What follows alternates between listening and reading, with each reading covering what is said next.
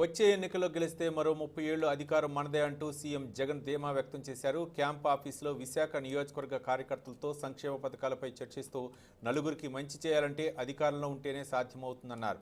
అందరూ కలిసి పనిచేస్తే 175 సీట్లు సంపాదించడం సాధ్యమేనని సీఎం జగన్ సూచించిన నేపథ్యంలో ఆయన ఆదేశాలపై AP industrial development corporation chairman Bandi పుణ్యశీలతో మా ప్రతినిధి Krishna face to face. YS Jaganmohan Reddy ఇటీవల కాలం విశాఖపట్నంలో జరిగినటువంటి వైఎస్ఆర్ కాంగ్రెస్ పార్టీ సమీక్షా సమావేశంలో ఒక కీలక ప్రకటన అయితే చేశారు. ఈ రాబోయే ఎన్నికల్లో 175కు 175 స్థానాలు కానీ మనం గెలుచుకున్నట్లయితే రాబోయే 30 సంవత్సరాల్లో మనమే అధికారంలో ఉంటామని చెప్పేసి చాలా ధీమా వ్యక్తం చేస్తూ కొన్ని సంచలన వ్యాఖ్యలు కూడా చేశారు. ఇది ఏ కోణంలో చూడాలి? 175 గెలిస్తే రాబోయే 30 సంవత్సరాల పాటు వైఎస్ఆర్ కాంగ్రెస్ పార్టీ అధికారంలోకి వస్తుందని ముఖ్యమంత్రి చెప్పడాన్ని ఏ విధంగా చూడాలి? అంత ధైర్యంగా ముఖ్యమంత్రి అంత కాన్ఫిడెంట్గా చెప్పడానికి కారణాలు ఏమై ఉంటాయి? వాటన్నిటి గురించి కూడా మనం ఇప్పుడు తెలుసుకునే ప్రయత్నం చేద్దాం. మనతో పాటు Andhra Pradesh industrial development corporation chairman బండి పుణ్యశీల గారు ఉన్నారు. వారిని అడిగి తెలుసుకునే ప్రయత్నం చేద్దాం. మేడం చెప్పండి, ముఖ్యమంత్రి గారు చెప్పినటువంటి ఏదైతే ప్రకటన ఏదైతే ఉందో రాబోయే ఇప్పుడు జరగబోయే 24 ఎన్నికల్లో 175 స్థానాలు గెలిస్తే రాబోయే 30 సంవత్సరాలు మనమే అధికారంలో ఉంటాము అన్నారు. అసలు ఏంటి ఇంత ధైర్యం? ఏమిటి? ఏం చూసి ముఖ్యమంత్రి గారు ఇటువంటి చెప్పుంటారు? తన మాటల్లో నిబద్ధత.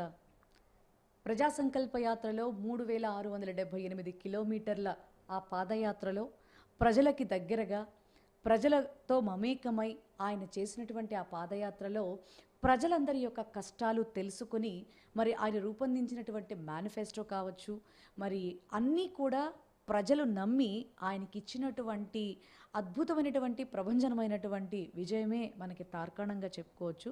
ఆ ఇచ్చిన నాటి నుంచి ఈనాటి వరకు కూడా మీరు చూస్తే ఆల్మోస్ట్ మేనిఫెస్టోలో 85% పైనే ఇచ్చినటువంటి హామీలన్నీ కూడా ప్రజలకి అందించినటువంటి సందర్భం మనం ఈ రోజుల్లో మనం చూస్తూ ఉన్నాం.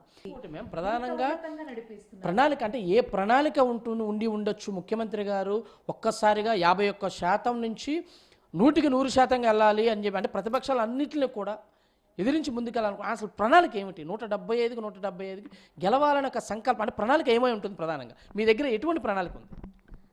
ఖచ్చితంగా అండి, ఇచ్చిన మాట ఏదైతే ఇప్పుడైతే మేము గతంలో ఏదైతే మేనిఫెస్టో మేము అనుకున్నామో అవన్నీ ఆల్మోస్ట్ కంప్లీట్ చేసేయటం జరిగింది. ఇంకా కొన్ని గవర్నమెంట్ ఉద్యోగస్తుల ద్వారా చేయవలసినటువంటివి కొన్ని ఉన్నాయి. సో వాటన్నిటిని అంతేకాదు అలాగే నెక్స్ట్ గవర్నమెంట్ ఫామ్ చేసిన తర్వాత మరి ఇండస్ట్రీస్ పరంగా డెవలప్మెంట్, అలాగే పారిశ్రామిక రంగ అభివృద్ధి, అట్లాగే ఆల్మోస్ట్ అన్ని రంగాల్ని కూడా ఇప్పుడు మీరు చూస్తే విద్యా రంగాన్ని, వైద్య రంగాన్ని కూడా 2 కళ్ళుగా నడిపిస్తున్నాడు జగన్మోహన్ రెడ్డి గారు. అట్లాగే సచివాలయ వ్యవస్థ అనేది ఎవరైనా ఊహించారా? ఇది తాజా పరిస్థితి. మనతో ముఖ్యమంత్రి గారు 175కి 175 సాధించడానికి ముఖ్యమంత్రి గారు ఇచ్చిన పథకాలు వాటన్నిటిని కూడా ఇప్పటికే దాదాపు 80% వరకు కూడా నెరవేర్చేశాము.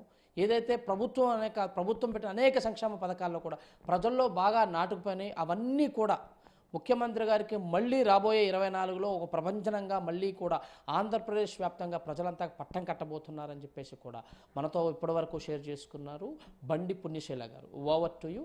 కెమెరామెన్ వలితో కృష్ణమేడ, విజయవాడ నుంచి.